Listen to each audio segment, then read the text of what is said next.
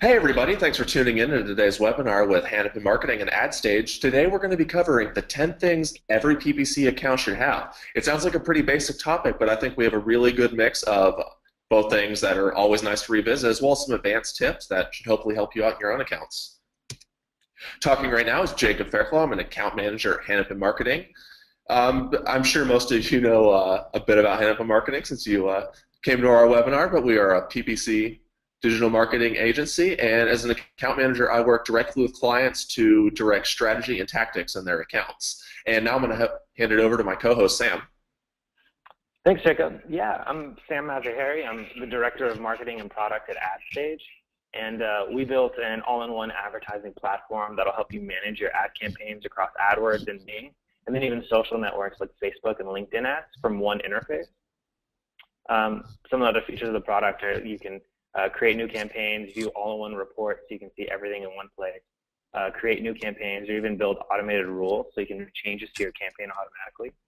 And then some more background about me. Before I came to AdStage, I was at Google working on AdWords with the product managers and engineers, and I was an in-house AdWords expert. So I got to represent us advertisers for Google and just work on new features and building out AdWords to make it even better. And then before that, I was an online marketer just like you guys. I worked in-house with brands to manage campaigns across AdWords and Bing, and I managed about $300,000 a month in ad spend. So I've learned a lot about PPC over the years, and I'm excited to chat with Jacob and the Hanapin team about it. Yep, I think we've got quite a bit of experience between the two of us, and if you are interested in learning more about AdStage, I'm always interested in learning more about these new platforms. We will have a special offer for AdStage at the end of the webinar, so stay tuned for that. Yeah. If you'd like to join the conversation, go ahead and include the hashtag ThinkPPC in your Twitter tweets, or use the webinar question box to send us your questions. At the end of the webinar, we're going to circle back, cover some questions. Hopefully nothing's too unclear, but usually people bring some pretty good questions to the webinar and some more advanced topics, so we'll be covering those for the last 10 minutes or so. And now we're going to go into live poll question 1. How long have you been in PPC? A, less than 1 year, B, 1 to 3 years, C, 3 to 5 years, or D, 5+ years. Me personally, I guess I would fall right at the upper end of the B side. I know, Sam, you talked a little bit about it. I guess depending on what you consider being a PPC, your answer could vary a bit. Yeah, definitely. I mean, I think I started building my first ad in 2009 on Facebook, and so that's where I'd put myself, and I guess the 5-year mark. Okay, yeah, pretty interesting. I'm always interested to see how this poll question turns out because usually get quite a mix. Oftentimes we see it skew towards the bottom level. We have lots of people who are new to the industry because it's growing so fast, and lo and behold, it's actually looking like that right now. We have actually 43% have been in the PPC industry, I should say, less than 1 year, about 30% for 1 to 3 years, and then 14 and 3 to 5 at 5+ years. So looks like this webinar, we got a lot of people who are just now entering this exciting industry, so hopefully we can get them pushed on the right track.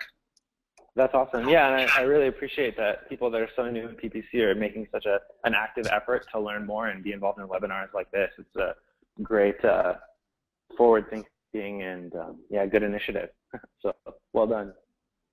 Okay. And now we're going to go ahead to live poll question 2, and then we'll go ahead and start the webinar. Yeah, so we'd love to know how you all manage your accounts. Are you doing it for yourself? Are you part of a team? Are you outsourcing it and you want to just have a better view of what's going on and insight into those metrics? Or are you rethinking about changing it? Are you looking at getting an agency or bringing on someone to take that on for you? And I never know how to quite answer this question working in an agency environment because, you know, I have authority is a weird word to use. I have, you know, I'm in charge and responsible for certain accounts, but they aren't necessarily mine, so I never know quite how to answer it. I know, you know, working for a product for a company that's posting a product related to digital advertising, you probably fall in that same bucket where it's a little bit hard to answer this question. Definitely, yeah. But my experience in the past has been managing those campaigns for myself and for my brand.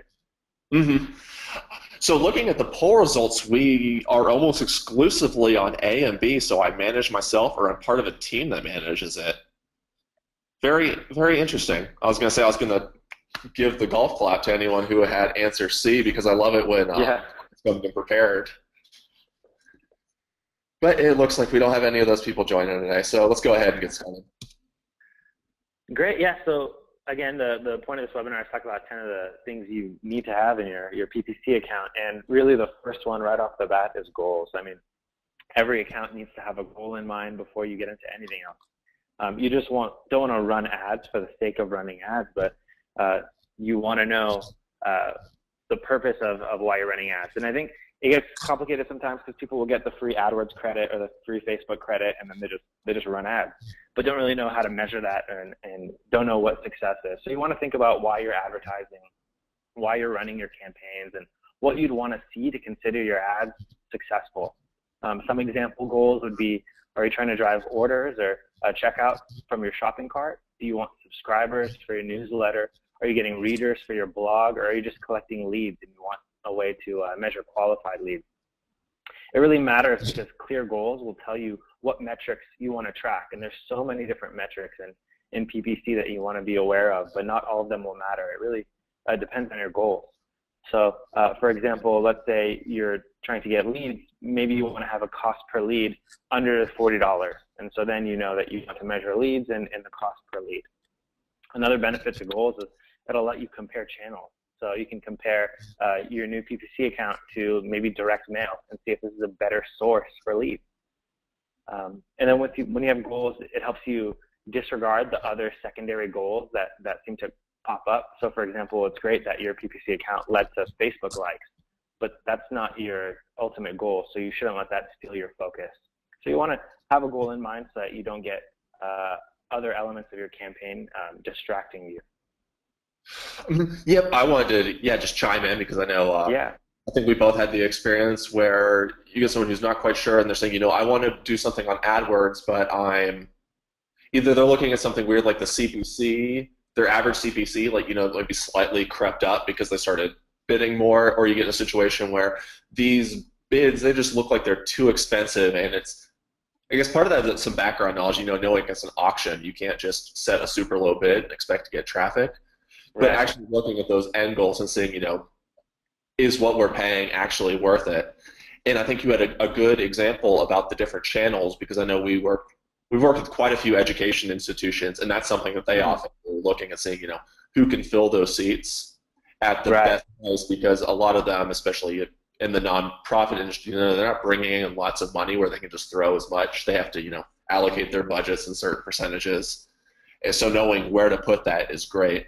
I'd also like to chime in, just the one thing is that your goals, while they should be firm and mean something, in no means are they set in stone. Going with the education example, it was interesting when you said the CPA, because you might have CPA goals, but the institution or the client, whatever relationship you have with the owner of the account, even if it's yourself, just knowing what do we actually need. So if we had to go up to $45 to $50 CPA because we need to fill seats, is that worth it? So always kind of consider how those goals tie back in to, I guess we're taking it up one level. So you have your goals for your account and then your goals for your business. And those should always have some relationship between each other and influence each other. Absolutely. And if you have different goals that you do want to meet, it's always okay to have different goals for different campaigns. But you just want to keep something in mind, because I think the example you brought up about CPC is great. I mean, if CPC creeps up, or you're comparing CPC to what you think is industry standard, that's not a great measure when your goal is to get more leads or more conversion. It can become a red herring. Yep, and it's a definite big distraction from actually making your account successful if you aren't focused on the right things. So just kind of tailoring off of that, going into conversion tracking, a lot of this goes right back to the goals. So depending on how your business operates or what you're trying to measure, your conversion tracking could actually just be the conversion snippet at the thank you page of a lead gen site. It could be maybe you're importing them from analytics, you are bringing in sales revenue. But whatever you're doing, you need to have some form of marking the conversion. And this separates it from saying, oh, we just want lots of clicks. It actually focuses on making sure that the traffic you're bringing in is valuable. And I'm sure, we have a lot of new people, it sounds like, on this webinar, but it's interesting to say, I won't name any names, but there are even large advertisers out there that are very late to the game on actually tracking conversions, and it's almost, without having a solid number, kind of making these guess and estimates on, how many sales they're getting or how well their channel is actually performing. Absolutely. I think what's awesome about online marketing is the fact that you can track absolutely everything. Anything that you want to know about your campaign is directly trackable. You're not creating billboards and hoping people drive by and end up ordering from your business, but you can actually track exactly how much revenue comes from each ad, and we really have to take advantage of that. And so conversion tracking is huge. One thing I definitely want to suggest is for anyone that's not using Google Analytics to absolutely set that up, because it'll give you great insight, not even just how many conversions you might get, but the source, how many different channels maybe were involved before the customer ended up purchasing from you, or even seeing just how many clicks that it took before someone converted. For example, you could pull up a Google Analytics report that'll tell you it took 5 clicks on your ad before the customer ordered on average, and that's great insight and can help you when you're optimizing your campaign. Yep, and just a note on that. One of the things that often comes up, especially in industries that are very hard to convert, or perhaps they just have very long conversion processes, you can get the lead, but it takes a long time to close it. You often get clients or others who are kind of thinking, is PPC really worth it? And I'm happy you mentioned the multi-channel attribution funnels for Google Analytics, because it's a really interesting thing to show them and say, we're working really hard at this to get the CPA down and get these deals in, but it's probably not the best course to say, we need to pull back on PPC right now, because you can look at that funnel and Google Analytics can pretty easily tell you, well, PPC actually looks like it's involved in 50-something% of our conversions. If we just start cutting back PPC very heavily, that's going to have an effect on the rest of our marketing process. Absolutely. Yeah, and it's not even just limited to whether it's PPC or another channel, but those reports will give you great insight into which campaign will result in more conversions directly and which ones will support those. So, for example, if you have a campaign that's advertising your brand name as a keyword, so if anyone searches for your brand name and shows up, those are often going to get the most conversions attributed to them because they're the last one that someone's going to search for. They search for that when they know they want to find you. But there are other campaigns that you might have that are more top of funnel and might be generating awareness, and those are incrementally getting people closer and closer to buying, and those reports will tell you that. So you don't need to write off a campaign that's doing a lot of the heavy lifting to get your customers ready to buy. Yep, and I will throw in one, I guess, more PPC-centric thing on there before we move on. If you are interested in this, and for anyone listening, and you maybe you don't want to look directly at analytics right now, you're just curious about the PPC side, one of the things you can do is look in your columns on AdWords and look for things like impression-assisted conversions, click-assisted conversions, basically times where that keyword, ad group, or campaign, whatever level you're looking at, was shown to someone or someone clicked it, even if they weren't the last click. And that's a good way to kind of evaluate those, say there's more informational queries or there's top of the funnel queries where people are first being exposed, they're going to your site, but then they're converting on the more specific one. So if you chop out the broad part that's bringing in all those people early on that convert later, you're going to hit a wall eventually and then be very confused and wonder why your conversions stop coming in. Absolutely. Great. Yeah, let's go to the next one. So the next one is budget. So every account should have a budget. You want to know how much money you're willing to spend on your ads, because without a budget, you'll end up spending all of your money on ads. I mean, there's just so much volume available out there, and you need a budget in place. But when you're coming up with a budget, there's some questions you want to ask to help you figure out how much to set it at. Do you want to allocate money to a specific effort? For example, let's take a car dealership. A car dealership might set a budget for sales and then another one for service. And then maybe they have an overall budget on top of that to dictate how much they're going to spend. You also want to think of how long you're going to be running your campaign. Is it for a month or is it ongoing? Because that can help you plan your budget accordingly. You just want to take your total budget that you have available, convert it to a daily budget, and then split that up among your different campaigns. And then when it comes to reallocating your budget, you can reallocate by what you're spending to keep on track, or you can reallocate by profit. So let's take reallocation by spend. You can take your initial results after you set a budget and try it out and run it for a bit. And then you can reallocate by raising budgets where there's a deficit in the budget, or maybe lowering the budgets when you have a surplus and you want to just keep on track. Or if you want to reallocate by profit, then take the initial results after you run your campaign for a bit and then edit your budgets to put more money towards your most profitable campaigns, the ones that have the most conversions according to your goals that you set earlier, or lower your budget if a campaign isn't giving you the results that you're expecting. So you can reallocate and get the most money where it has the most impact for your business. I was thinking how to chime in there. There's so many things you could say about the budget, but that's generally it's definitely not the sexiest topic in PPC, but it's a very important one. I think it's often something that managers are going to be doing throughout the month, and especially you brought up those points about how to allocate your budget. That you'll probably be changing towards the end of the month as your funds start running out, and you have to think of what's actually going to give us the most bang for our buck here. Absolutely. Yeah, I mean, the editing budgets is, I always enjoyed the most because it made me feel a little bit like a day trader. Every day I'd log in and I'd say, oh, I'm spending, thousands over my budget here. I need to reallocate it here to make the most money. And I'd spend, $10,000 in my sleep, and I'd wake up and adjust my budget to stay on course. So it's definitely a fun one. One other thing that comes to mind is seasonality. So think about times in your business where, your business does the most volume. So maybe that's Christmas time, maybe it's holidays.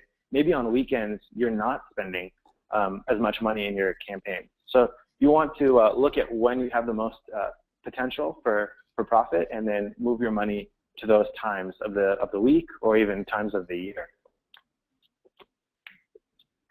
And then the one thing I wanted to throw in is I know every now and then it varies industry by industry, but you have a client or account where you don't necessarily have a firm budget in place. It's let's hit this goal, but let's get as many leads as we can at this CPA. Let's get as much revenue as we can.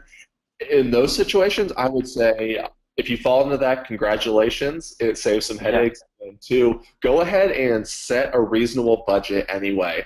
I've seen quite a few accounts that are like that, and even though they might spend $100, $200 a day, they have a budget set to like $5,000. The reason you want to bring that down is you're probably never going to spend that $5,000, but on the off chance that there is something crazy that happens on the search engine, people are really looking for something heavily, maybe you have a wrong match type, it's a display campaign, you have a wrong placement, you want a safety net in place to where it's not going to just go wild with your spend, and it's going to cut it off at a reasonable level. So oftentimes for those campaigns, set the budget high enough to where you aren't worried it's going to cap the spend, but don't worry about setting it lower just to save yourself the headache. It's a hard talk to have if you make that mistake. Yeah. And if you want to be reactive, you can always set alerts too, so that Google can let you know if you go over a certain budget amount. So if you go into your AdWords campaign, there's ways to set alerts and automated rules to give you that insight. So you can always be very reactive, and if a campaign gets close to your budget limit, then you can make those changes. And then the one small thing, I'm happy you mentioned that, Sam, because that's often overlooked. And then the one thing that isn't really a tool, but just something to be aware of, is on your budgets, Google has a thing called overspending, and on what they consider to be your good traffic days or good conversion days, that budget can go up to 15% over what you actually have it to set at. There are times where it can go over that 15%, but you won't be charged for it. So that's just something to keep in mind. If you are super budget capped and maybe you're in a very high CPC industry, you definitely want to be aware of that even if you have them set to exactly where they should be to come out even, you still could overspend that by a small margin. Absolutely. Yeah, and Google will just take that money from another day of the month to make sure your monthly budget will stay right on time. Great. All right, so the next one is an audience. So if your ad is running, it has an audience, but you want to know who your audience is, and you should know that up front because you want to control it. So just think through the personas and the demographics of your audience. Who's supposed to see your ads? And the reason this matters is knowing details about your audience can help you define your targeting when you're building out your campaign. So in search campaigns, we have keywords, and you can even control location. In display campaigns or even social campaigns, you can target by demographics or interests. So for example, maybe it's women over 40 that are interested in managing the family's finances. You want to know your audience. And then if it's a search campaign and you're doing keywords, what keywords are they searching for? Those are the keywords you want to add in your campaign. And you want to write relevant ads that meet that audience's needs and encourage conversions. So for example, if your audience is looking for details on a Prius test drive, then your ads should address that. And we'll talk about that more, but you want to know your audience so that you can write out those ads. Or even locations. You want to know where your audience lives. If your business doesn't ship to Alaska or Hawaii, you should be excluding those locations from your account. Or let's say people within 5 miles of your stores are more valuable to you. You can increase your bid modifiers so that you get more of that traffic, people that are closest to your stores.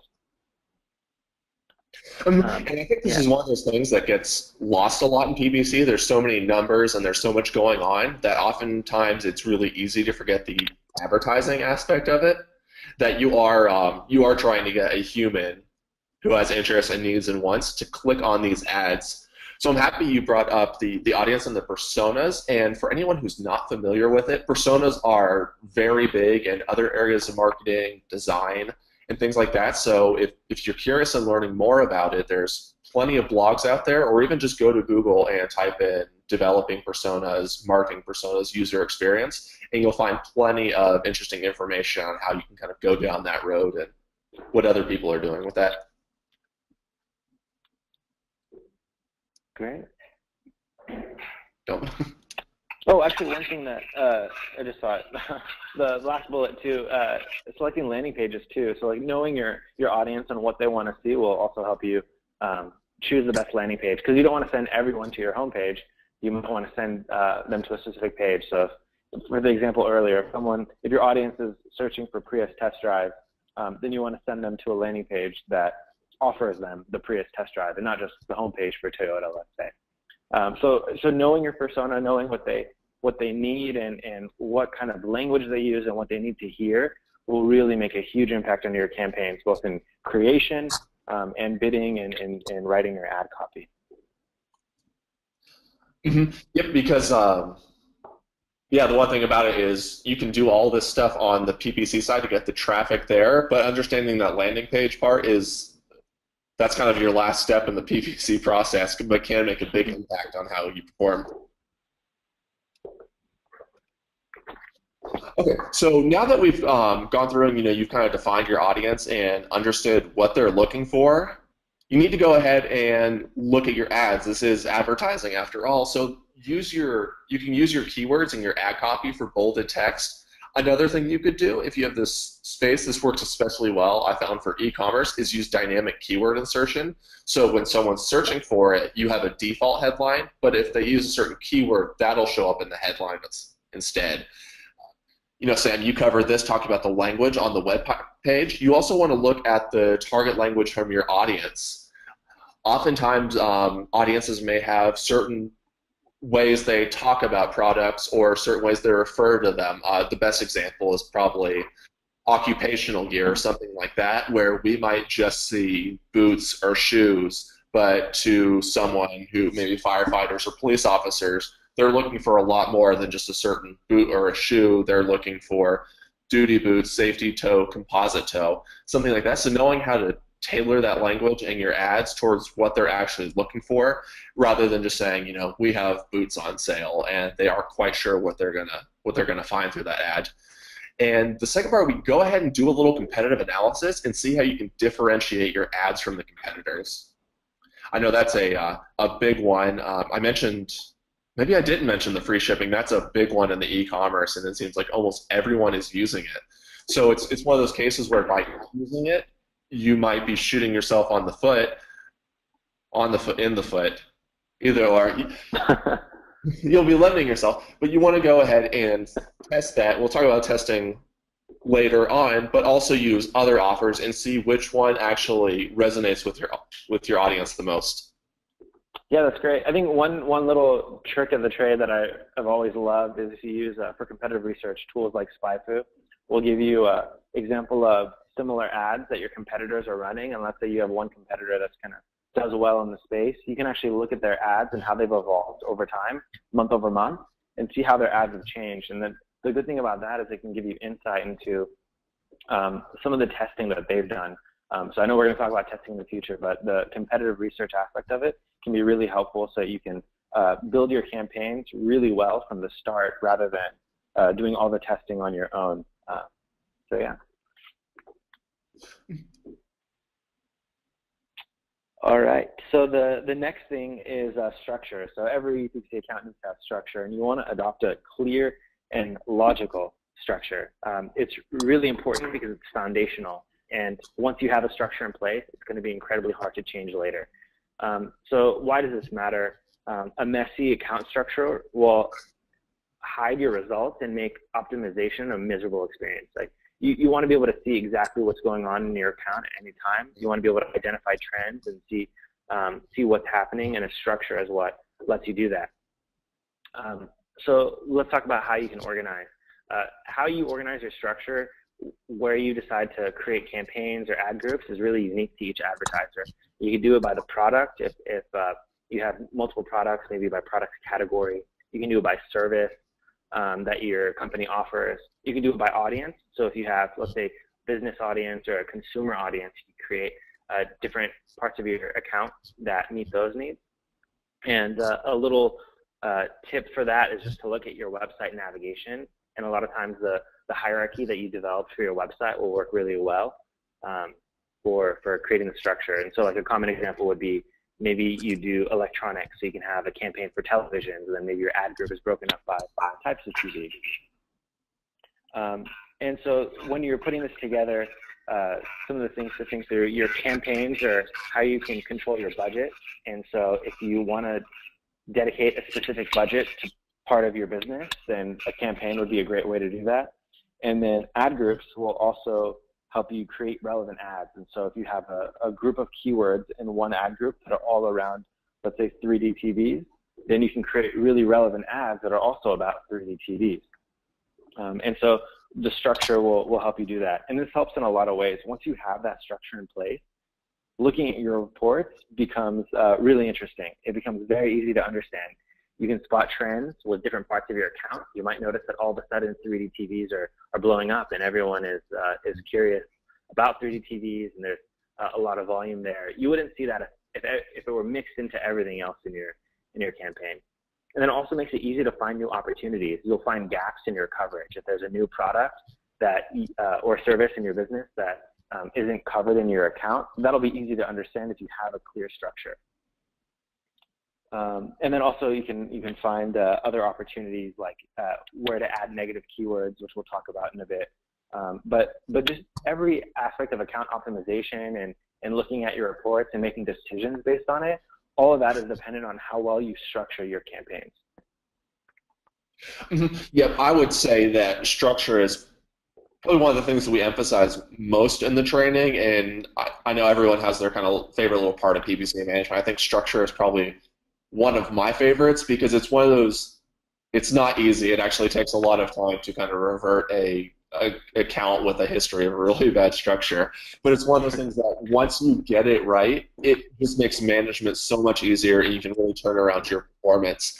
I know Google really likes to emphasize the bid modifiers we got with enhanced campaigns, but one of the things you could also do, especially if you want to get very specific with your ad copy and your advertising, is having separate campaigns targeting separate geo areas. Most often this is done for international, but you could even do it for top states. I know there are quite a few things, due to the population, California is always going to be a big revenue driver. So I know there's quite a few accounts I've seen that build out campaigns specifically targeting California Or perhaps another example I had was for illegal services that operated across a few states. And since we were just operating across five or so states, we set up different campaigns for different services in each state. That way, all the budgets, all the keywords, all the ad copy, everything was segmented by that campaign, which referred to a certain state in a program, rather than trying to bundle them all into a couple of campaigns and ad groups and make it really difficult if they said,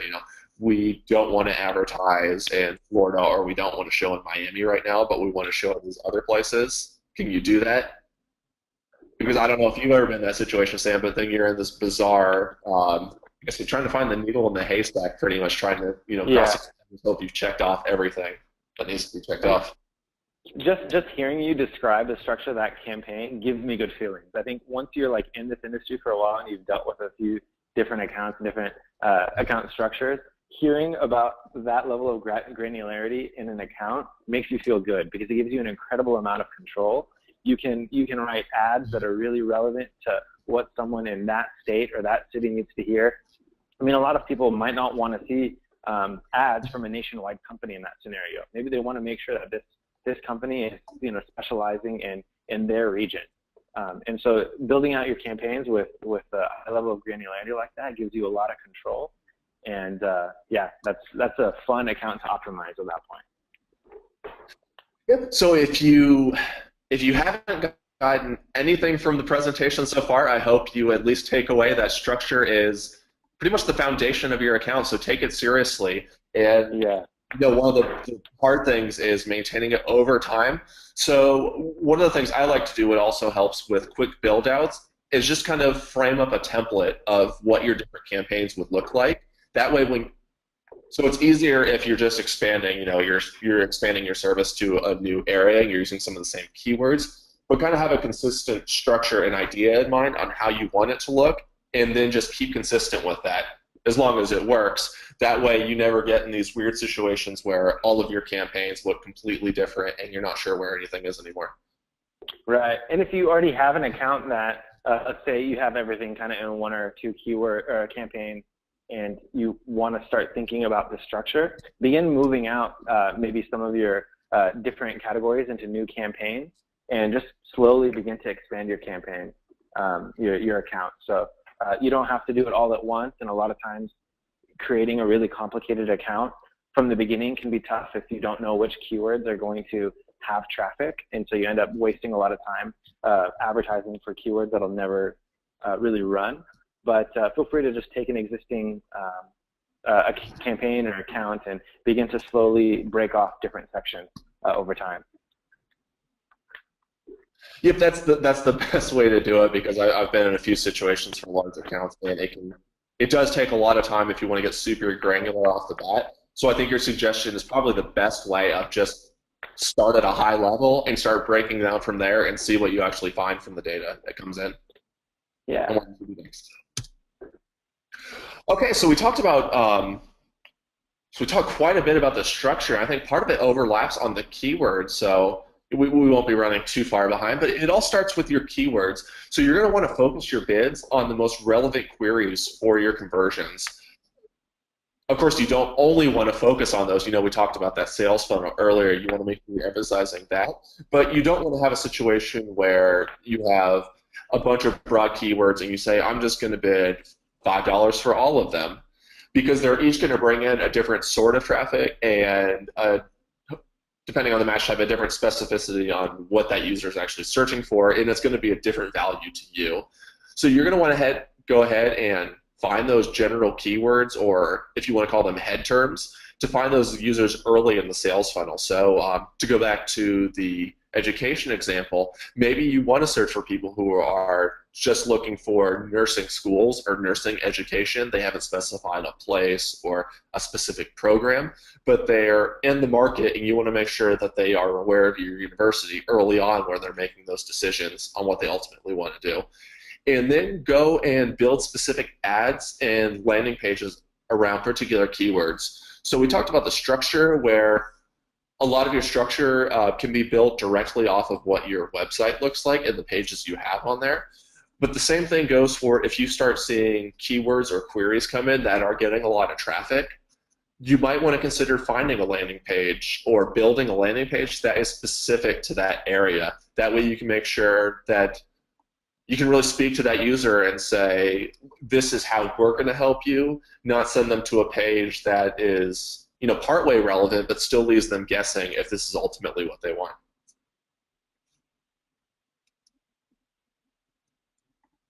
And did I lose Sam? Sorry, I was muted. Okay, not a problem.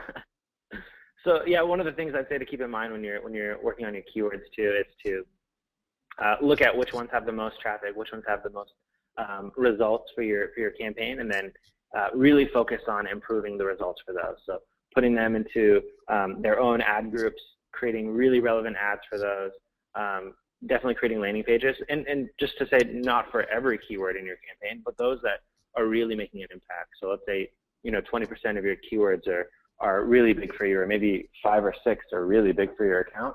Those are the ones that you want to focus on, and it's often worth the effort of choosing better landing pages, or even creating, like you said, their very own landing page that really speak to that issue. And then the other thing about having the specific landing pages is it figures into that black box that's quality score.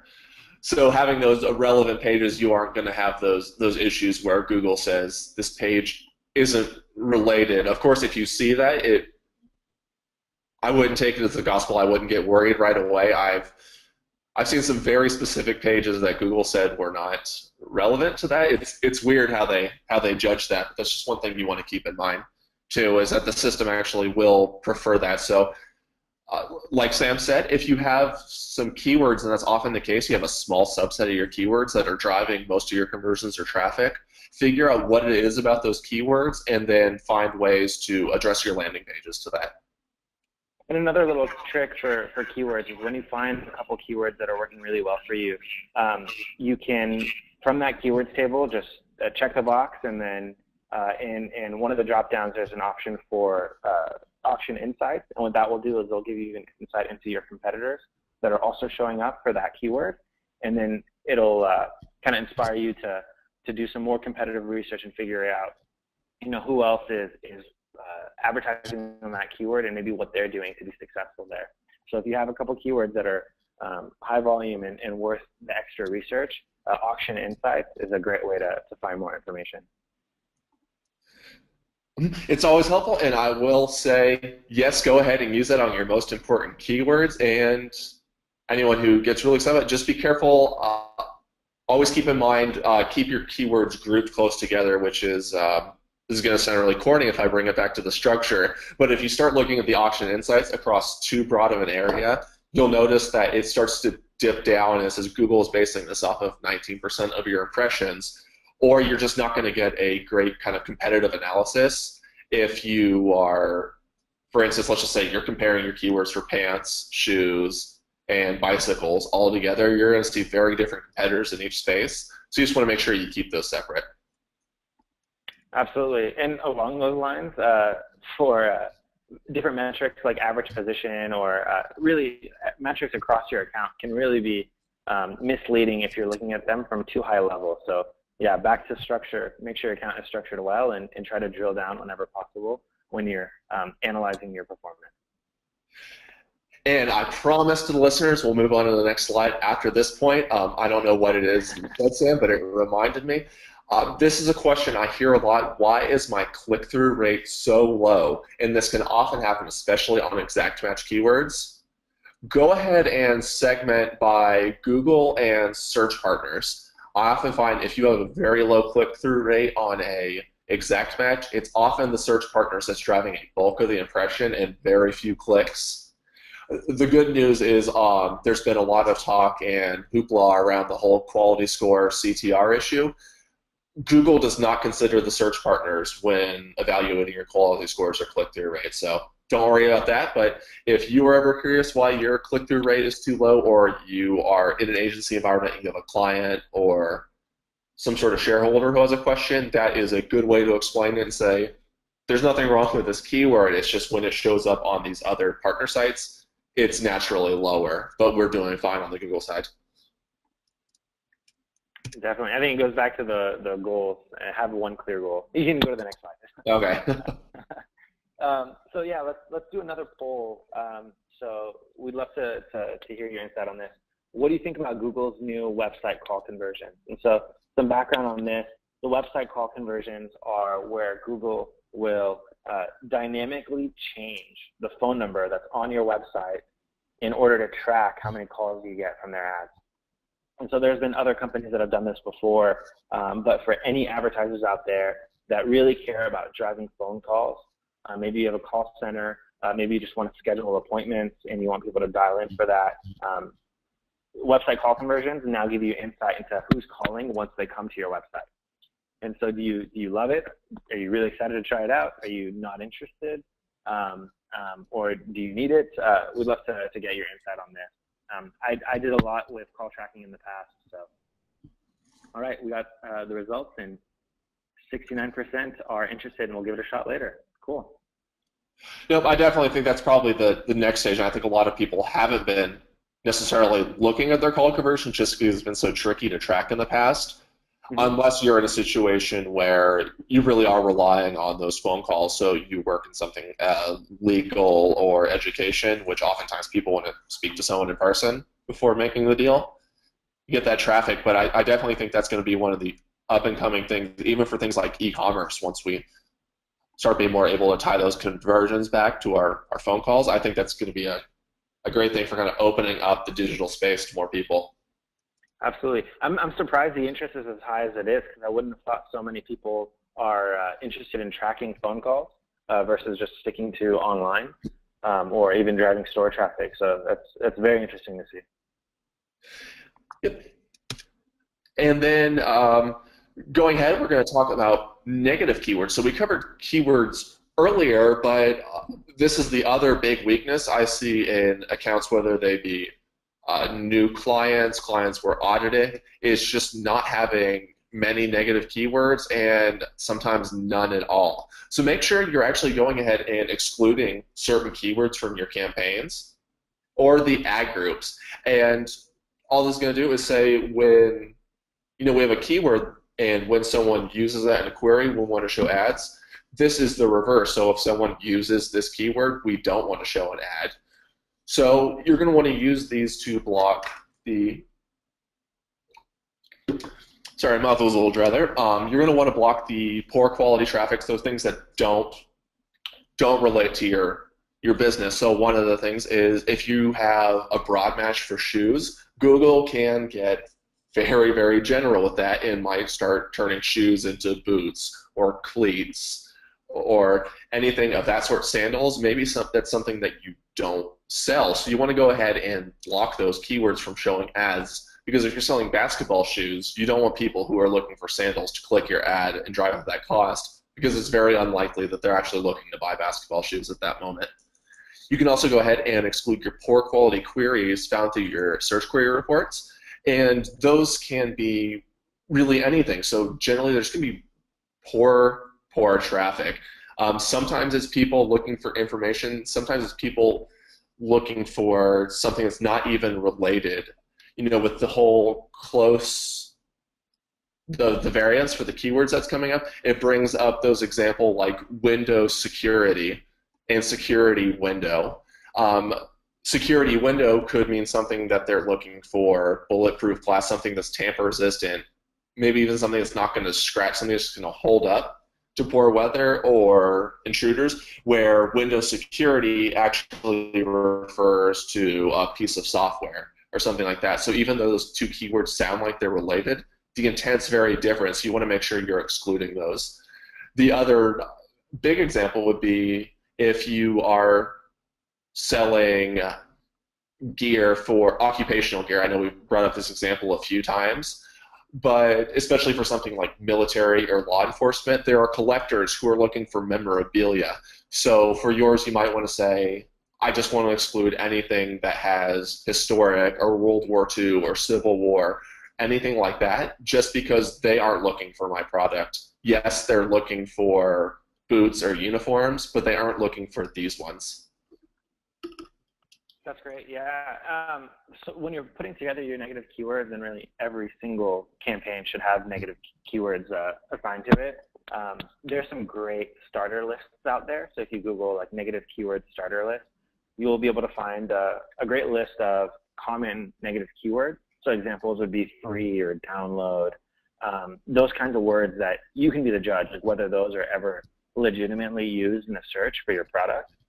But you want to get those kind of up to start, and always keep a close match. You can see the search term report will give you insight into what people are actually searching for when they see your ad, and that's going to be where you find the negative keywords that you want to add to your account.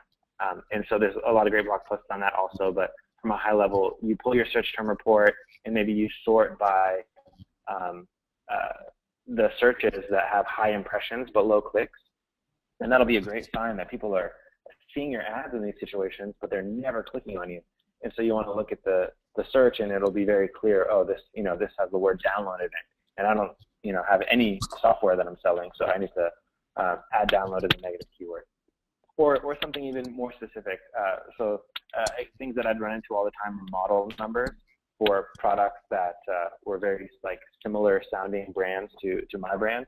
And so I would exclude model numbers that were common searches from my campaign. And I would never have thought to do that unless I looked at the search term report and saw that that's something that's driving a lot of my ad impressions. Yep, and then the one last thing I want to touch on is the screenshot in that first bullet point. This is a little more advanced, using your negatives to force match type segmentation. One of the things I like to do with my campaigns is split out my ad groups by match type. So I have exact match keywords in one ad group and broad in another.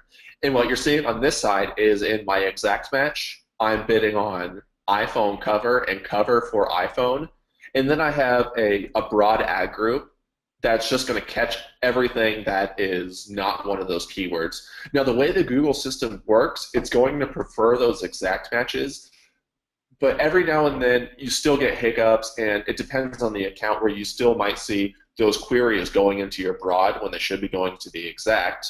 And the exact is probably a more specific ad copy, a more refined bid. So what you can do is set your exact match keywords as negatives at the ad group level in the broad. So all you're seeing there is I take my exact match, I block them in the broad, and just say under no circumstances show ads for those keywords in the broad match, and that should force everything back into the exact match. Yeah, it's a great workaround.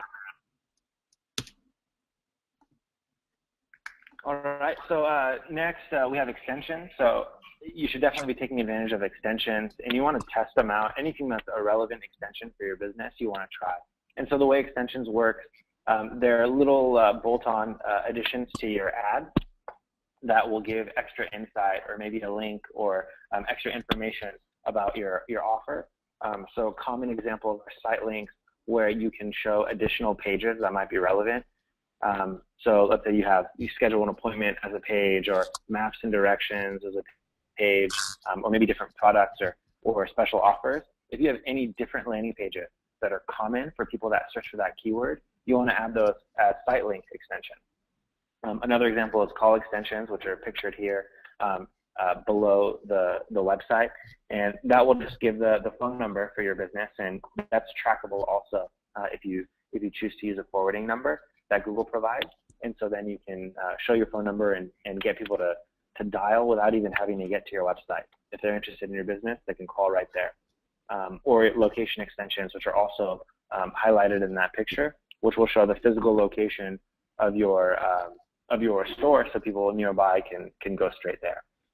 There's a lot of different extensions, but definitely look into them and use all the ones that are relevant to your business, because it'll give you more real estate and be a better service for your customer, and they'll be more pleased and likely to click on your ad.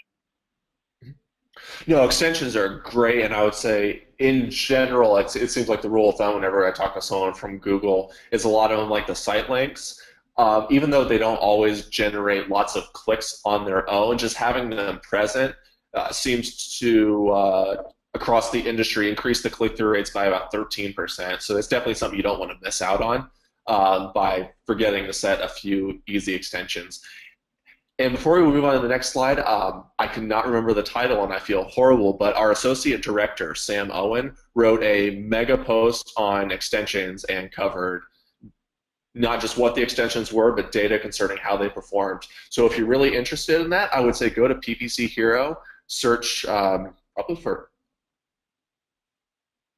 I'm being told it's everything you need to know about ad extensions, which is, I think that's the way I pitched it. Good title. It's I guess self-explanatory. So let's check it out. Big post. Maybe you want to break it down over a few sessions, but it's going to be very helpful to anyone who's curious about which extensions they should be using or what to expect. And number 10, we're going to wrap it up with ad testing. Now, we've gone over everything that goes into the account, and we've hinted at it a few times, but PPC is never static. Nothing ever stays the same. And one ad is not going to fit all the time. And this isn't even going into saying, well, we change our ads for holidays or promotions. You should constantly be looking for new angles on your ads or new refinements, because one of the quickest ways to actually grow your account is to have better ad copy. Now, you could get a lot of clicks if you just said free, free, free, free, free through the whole thing. But if you can find ways to have your ads speak to your audience in a better way, you can make more use of those impressions you're already getting. So rather than having to say, we need to branch out here to find more traffic to our website, you can say, we already have these impressions. Even small boosts to your click-through rate, assuming it's qualified traffic, can have a big impact on your business, whether it be conversions or revenue.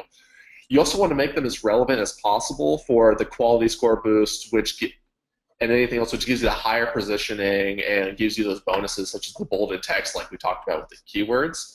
And this is circling back to account structure. Again, we said it was really important, but it makes it really easy to fit the best ads to each ad group. You aren't kind of guessing if this ad is right or not. You have very tightly segmented ad groups, and you can write ads specifically towards those keywords and those searchers.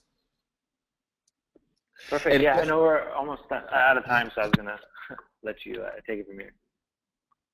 Okay, and then the one thing is you don't always have to come up and reinvent the wheel with your ads. You can even do smaller things. I know when we were talking about planning the Sam, you brought up the good example. Maybe you try adding the trademark or the registered symbol to your ad. Even little things like that, just testing your standard ad against it, is a great way to get a little bit of testing going and just see how that actually works. Oftentimes it does, sometimes it doesn't, but once you know, you can keep going, you can go on to the next cycle. And then the one last tip about it is, I don't think a lot of people consider this all the time, but if you find really strong messaging in your PPC ads, it's also messaging that you can pass on to your other channels and say, maybe there's something here that we could build on and move it on to our email marketing or our web pages. And now we're going to go on to live poll question number 4. Would you like help with your PPC accounts and management? I'm interested in a free account assessment from Hanapin. And what that is the process has changed slightly, but for the better, that we have a very strong auditing team and our associate directors here who will actually go and do what's called a solutions blueprint. Well, they'll go through your account, look for your pain points, the weak points, things you can improve on, what you're doing well, and just general new ideas to try. So if you're interested in that, go ahead and apply for that, and I think you'll be pretty interested in the things you find.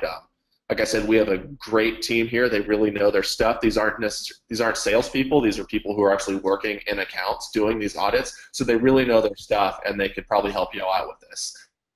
The second part is skipping the waiting list for AdStage with a free invite, and I'm going to go ahead and kick it over to Sam there to talk about that. Sure, yeah, so basically AdStage, like I said, it's an all-in-one ad platform that lets you manage your campaigns across AdWords, Bing, Facebook, and LinkedIn ads all in one place. But we have a wait list. We've had over 10,000 businesses sign up, and so we're throttling invites and inviting people every day, but in batches. But for anyone on this webinar, we'll get you a free invite today. So just let us know, and we'll help you skip the wait list. One thing I wanted to throw out is for the account assessment, definitely take advantage of that, because having another pair of eyes on your account when that's the one that you don't notice a lot of the flaws of your own account, but having another pair of eyes there can really do wonders and point out new opportunities and things maybe that you haven't considered. So definitely take advantage of that as well. Yep, and then just to circle around, we're going to jump on a question. You could also answer C, no thanks. I have my sad face on, and I imagine Sam also looks sad there. But these offers aren't right for everyone at this time, or both. If you want to jump in both on the PPC side and you also want to look at a new platform to manage, this is a great opportunity to get your feet wet for free, just see what's out there. Okay, and now we're going to go on to the questions, and this is a big question. We got quite a few about structure on here. If you're restructuring an account you inherited, would you pause the ad groups that are already there? Or go ahead. Okay, so if you're inheriting an account, would you pause what's in there and start fresh, or would you continue building out from there? And would this have any impact on your account history or make it hard for you in the future? I'll go ahead and give my quick answer on there first. I would go with, hopefully I don't steal your answer, Sam. I would go with slowly building out with what's already there. And the one thing to keep in mind that you can do is there's always going to be usually a slight disruption when you're switching structure. So if you're taking your money and keywords from one place and putting them somewhere else, there's going to be that slight lag before things kick back into place. And Google's official word, I think, I don't want any pitchforks coming after me if I say there is no account history, or it shouldn't have that big of an impact. But one of the things you can do if you want to play it super safe is do what Sam was talking about. Start building out in those general areas, taking parts out, and you can leave both running. The way to do it would be the new part of your account starts with very low bids, and you just keep the old part running. And over time, as things look good, you slowly bring down the bids and the amount you're spending in the old campaign or ad groups and push the bids and the budgets on the new campaigns or ad groups and gradually transition them like that. So for a brief period, you'll be, your queries will be spread to different parts of the account, but it's a way to say, I don't want to start completely fresh because that can be completely terrifying. And as much as we emphasize structure, I have seen the rare cases where you do have accounts that they're atrociously set up, but they work, and every effort to try and fix it just doesn't work. So that's a quick way to kind of circumvent that by gradually moving your spend to a different part of the account while still both keeping everything running. Yeah, I think that's a great answer. Changing your structure is often worth it, but it's something you have to be incredibly cautious about. There's so many, you don't want to deal with a loss of sales in your business just because you ended up not moving things over as well as they were before. So it's often worth it, but it's something you have to be really cautious about. And also consider the other aspects of it. You mentioned it earlier about the reporting. So that can be another reason for restructuring, not just performance, is actually saying, will this account actually not only perform better, but is it going to be easier to manage? Is freeing up that time actually going to help me work on more profitable tasks? So that's another way of looking at the restructure or the reasons. All right, so we've come up right against the time limit. I don't want to extend our welcome, so thanks for joining us today, and I hope you join in soon. This will be posted on PPC Hero as well. Thank you to our co-host Sam, and sorry for that. If you have any more questions, go ahead and contact us directly at marketing@hanapinmarketing.com or support@adstage.io. I got my few words out there, so I'll let Sam, if you want to add any closing thoughts. No, thank you so much for having me. It was a lot of fun, and I hope everyone got something useful out of this, and structure is a great takeaway. Maybe we'll have to do a webinar next time on just structure and go into the nitty-gritty of it. Sounds great. All right. Well, I will talk to everyone later. I would say see you, but I probably won't see most of you. So have a great day, and I'll see you next time on the webinar. Thank you all. Bye.